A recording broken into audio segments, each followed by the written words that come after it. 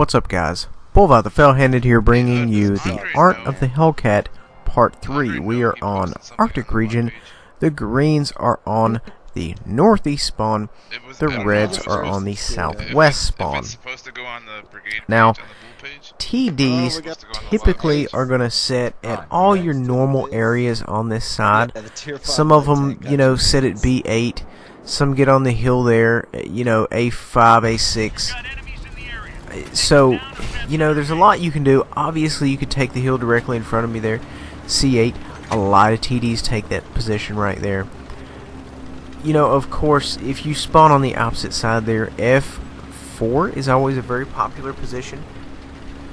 The only downside is you have to be very cautious or you will be detected on this board, on this particular map, because there's not a lot of, vast open fields, and this map is medium sized. I mean, granted, it's not like you're fighting on mines, but at the same time, it's not like you're on Dragon Ridge. It's not a vast area. So I've seen a few guys utilize this before, and I'm kind of going for it. That way I can get some shots in the trench. Possibly I can get some shots on top where the sniper position is there if you are a red.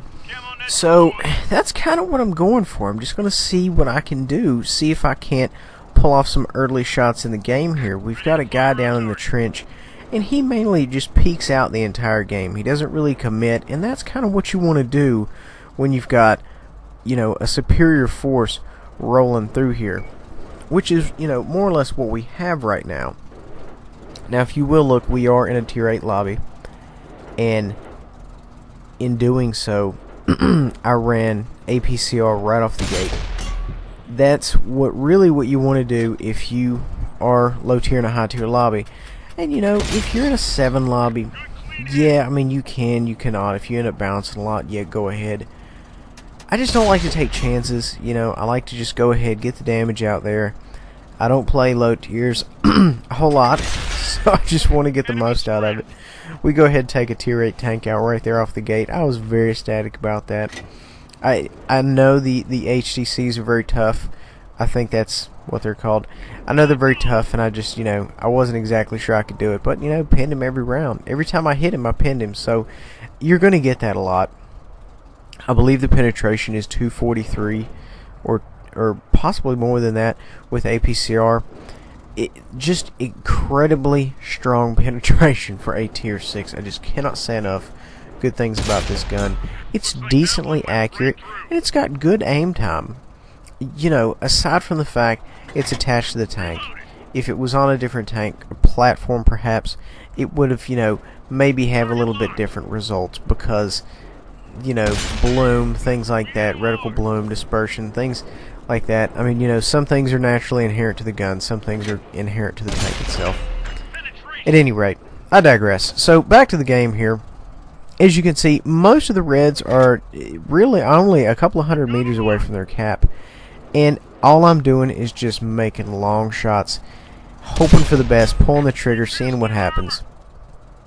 It's really easy to rack up damage in this tank because, every time you pull the trigger, you're doing 250, which is the standard damage that a Tiger tank does. Tiger tank does 250, so with this gun, you are doing what a Tiger tank does. You are doing what a tank 1 tier higher does. Now, granted, of course, you are in a TD. TDs are expected to have bigger guns than their heavier counterparts. And, there's certain tanks out there where the gun, is just OP. It just does a ridiculous amount of damage. And, we have one of these. Now, granted, 250 may not sound exactly too ridiculous, but when you couple that with the rate of fire, it just can pump out a very, very reasonable amount of damage. Is this tank OP?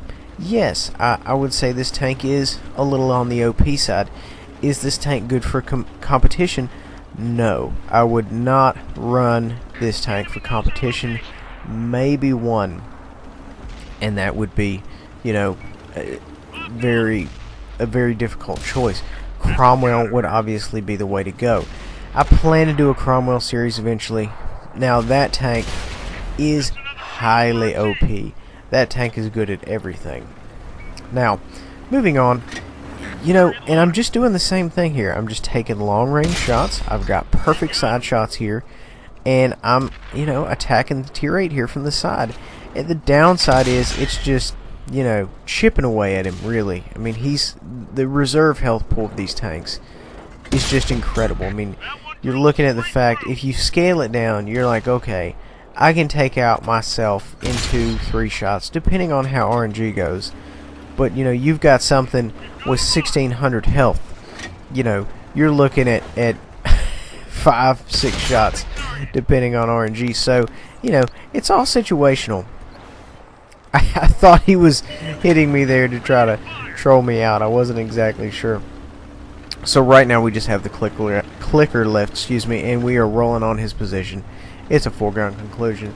This game was pretty good all around. Really didn't even get spotted except there at the end, which is always fantastic. You never really want to be seen in a tank like this. 2603, lost a mess of money, still running nothing but APCR. But you know what, considering we were 2 tiers down, that's some pretty good damage. I mean, that's some pretty good damage for a tier 10 lobby, considering, you know, some of these games you go out there and you just get killed right off the bat. So it's good. Guys, thank you for watching. Please remember to like, subscribe, and share.